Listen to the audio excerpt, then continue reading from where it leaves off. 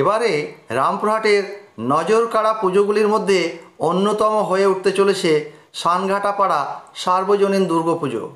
রামপুরহাটের সানঘাটাপাড়া সার্বজনীন দুর্গাপুজো কমিটি এবারের চমক মহাভারত।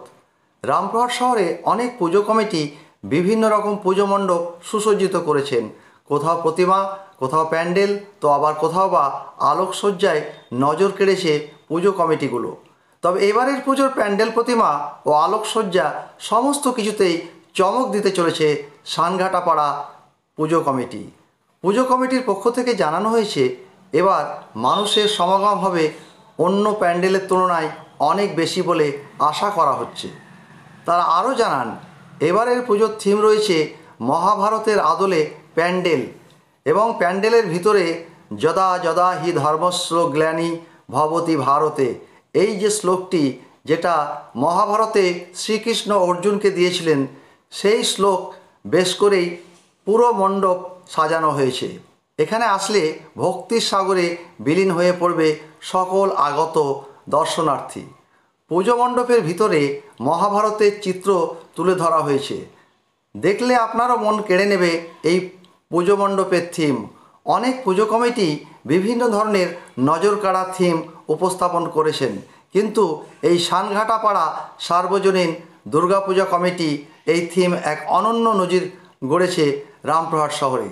পাশাপাশি পুজো কমিটির পক্ষ থেকে আরও জানানো হয়েছে, এখন তো শুধু পুজো মণ্ডপ হয়েছে 50 ভাগ মাত্র, বাকি 50 ভাগ দেখতে হলে আসতে হবে পঞ্চমীর দিন।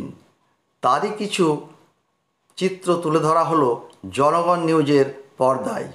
নমস্কার, আমরা সানঘাটাপাড়া সার্বজনীন দুর্গাপুজো কমিটি, আমাদের এবছর 72তম বর্ষ। তো আমরা গতানুগতিক যে প্রথাটা আমরা দেখে আসছি, যে অনেকে আমরা থিম করি, তো কোথাও না কোথাও এই থিমগুলো কপি পেস্ট হয়ে আসছে।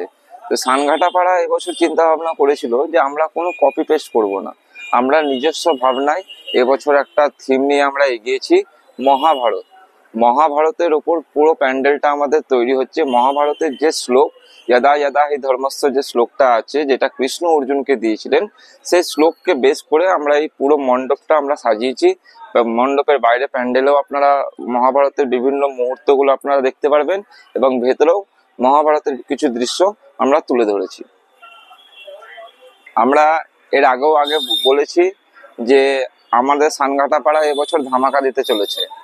ধামাকার 50% হচ্ছে এটা, আরো 50% যেটা আছে সেটা দেখতে হলে পঞ্চমীর দিন সবাইকে মণ্ডপে আসতে হবে। পঞ্চমী থেকে নবমী পর্যন্ত সেই ধামাকা কিন্তু তারা মণ্ডপে এলেই দেখতে পারবে। আমি সাগর কেশরী, আমি ক্যাশিয়ার পদে আছি।